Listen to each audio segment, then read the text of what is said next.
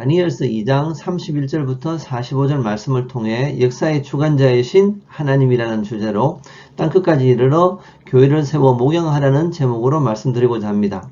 나라는 전쟁으로 폐허가 되고 부모 형제 친지는 적군의 손에 죽임을 당하고 집안이 대대로 모은 재산은 다 빼앗기고 나는 포로로 잡혀 적국의 왕궁에서 신화 교육을 받고 있다면 어떤 생각과 행동을 하게 될까요? 아마 대다수의 사람들은 정신적 외상, 스트레스에 빠져 정상적인 삶을 영위하기 어려울 것입니다.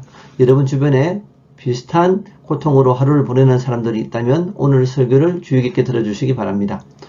혹시 여러분 주변에 우주적 권세를 가진 적그리스도로부터 교회가 함락되고 성도가 가진 모든 것을 빼앗기고 어떤 이는 죽임과 고통을 당하고 혹은 1세기 네로 황제 시기만큼 핍박을 받아 사회, 정치적인 활동이 불가능해지고 그런 시기가 곧 닥친다는 두려움으로 직장과 가족을 버리고 재산을 팔아 종교단체에 헌납하고 이단 종교에 빠져 살아가는 사람이 여러분 주변에 있다면 오늘 설교를 주의 깊게 들어주시기 바랍니다. 본문을 세 대지로 나누어서 첫째, 바벨론 포로 원인이 하나님의 무능이 아니라 유대의 우상 숭배에 대한 역사의 주관자이신 하나님의 심판 결과라는 것을 바르게 인식하는 믿음의 중요성에 대해서 말씀드리고자 합니다. 둘째, 역사를 주관하시는 하나님을 본문 외에 다양한 성경 말씀을 통해 계시가 2000여 년 전 지상에 세워진 예수님과 그의 교회로 성취되었다는 것을 말씀드리겠습니다. 셋째 대지는 적용으로서 온 세상을 가득 채워 태산이 될 교회를 위해 우리는 어떤 삶을 살아야 하는지에 대해 말씀드리겠습니다. 므낫세 이후 왕들의 우상 숭배와 영적 간음에 대해 역대하 33장은 다음과 같이 이야기합니다.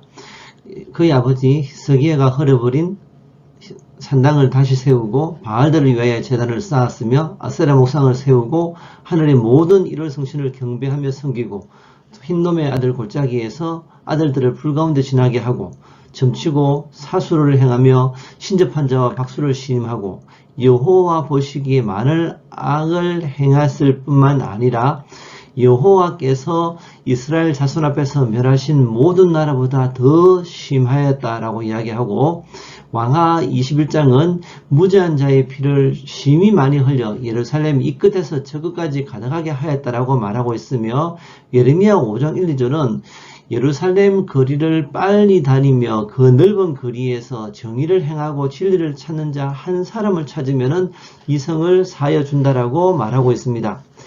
이것을 통해서 당시 이스라엘이 얼마나 우상 숭배했는지를 잘 알 수 있습니다. 유대 땅에 거할 때 그토록 우상 숭배에 빠져있던 사람들이 몇 개월 후에 전쟁의 후유증을 이기고 왕의 진수성찬과 포도주를 거절하고 원수국가 바벨론에서 충성하는 사람으로 바뀔 믿음은 어디에서 생겼을까요? 성경은 자세히 말하고 있지 않지만은 추측해 볼 수 있는 것이 있습니다. 예루살렘에서 바벨론까지 1500km 이상의 거리를 오랜 시간에 걸쳐서 사슬에 묶여 끌려갔습니다.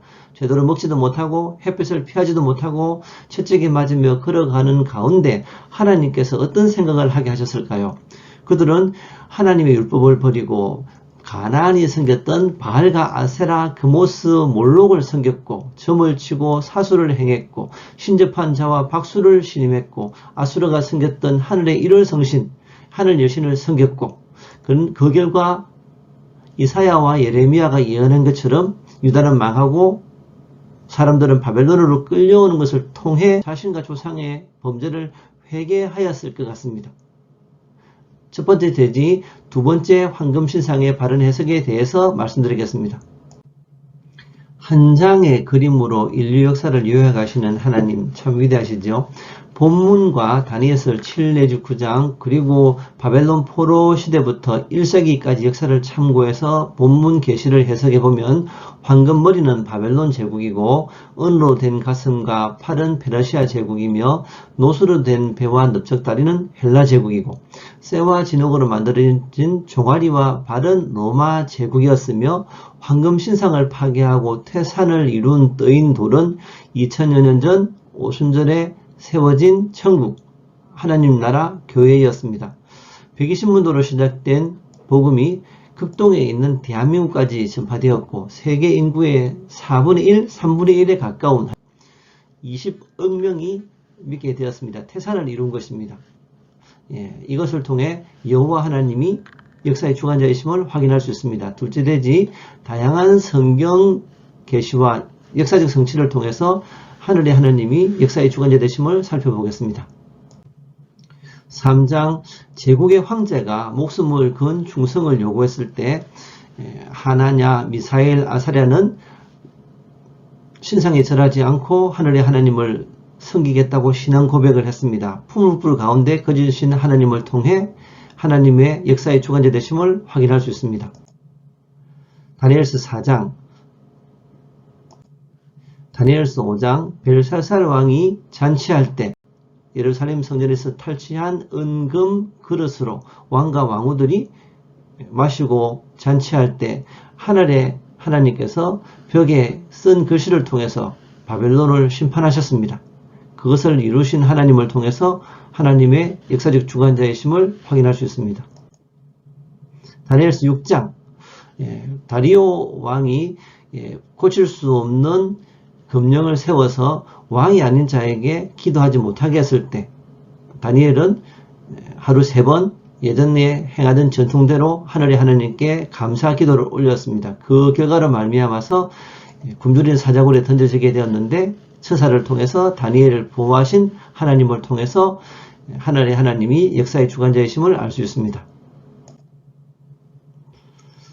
다니엘서 7장 내 짐승의 계시, 다니엘서 8장 숫양과 수렴소의 환상, 다니엘서 9장 이스라엘 향한 70일의 계시, 그리고 알렉산더 이후에 네 제국으로 분할된 역사, 그리고 다니엘서 11장인데 남방왕과 북방왕의 전쟁, 안티오쿠스 에피파네스에 대한 계시와 역사적 성취, 열왕의 시대에 예수님과 그의 교회의 탄생, 그리고 역사의 진행을 통해서 그 교회가 태산이 이루어져 감 등등을 통해서 시간과 지명관계상 다 살펴볼 수 없지만 수많은 구약의 예언과 역사적 성취를 통해서 넉넉히 여호와 하나님이 역사의 주관자 되심을 확인할 수 있습니다. 셋째, 적용으로서 역사를 주관하시는 하나님의 뜻은 무엇이며 그 뜻을 이루기 위해 우리는 어떤 삶을 살아야 되는지에 대해 말씀드리겠습니다. 첫째, 대한민국 기독교는 수적인 침체기에 들어섰습니다. 불신 이웃으로부터 신뢰를 잃어 기독교라는 욕을 듣고 있습니다. 이 모든 것을 역사를 주관하시는 하나님의 손길로 이해하고 그 심판 아래 겸손하고 정치, 경제, 곤란이 생기더라도 학업 역량이 부족하더라도 직업의 안정성을 잃더라도 하나님 중심으로 살겠다는 굳은 결심을 합시다. 둘째, 말세에 적그리스도를 통해서 핍박이 올 것을 믿는 자를 찾을 수 없을 만큼 자멸될 것을 염려가 되십니까? 본문을 보면은 교회는 이 세상에 태어난 날로부터 영원히 핍박을 받을지언정 어떤 세력에 굴하지 않고 오히려 원수를 멸해서 온 세상에 가득 찰 것이라고 말하고 있습니다. 말세에 대한 두려움을 던져버리고 온 세상을 점령할 교회에 대한 믿음을 가집시다. 셋째, 온 세상을 정복한 교회, 온 세상을 구원한 교회가 되기 위해서 예수님과 사도는 우리에게 다음과 같은 명령을 하고 있습니다. 요한복음 13장 너희는 서로 사랑하라. 마태복음 28장 땅끝까지 이르러 모든 민족을 제자를 삼아서 아버지와 아들과 성령의 이름으로 세례를 주고 분부한 모든 것을 가르쳐 지키게 하라. 곧 교회를 세워 목양하라는 명령을 하고 있습니다. 하나님의 나라가 온 세상에 가득한 한 나라를 살고 비록 학업에 문제가 생기고 직업의 안정성이 떨어지더라도 하나님을 믿으며 땅끝까지 이르러 제자를 삼는 목양의 소명과 은혜가 세상 끝날까지 여러분과 함께 하시기를 바랍니다. 감사합니다.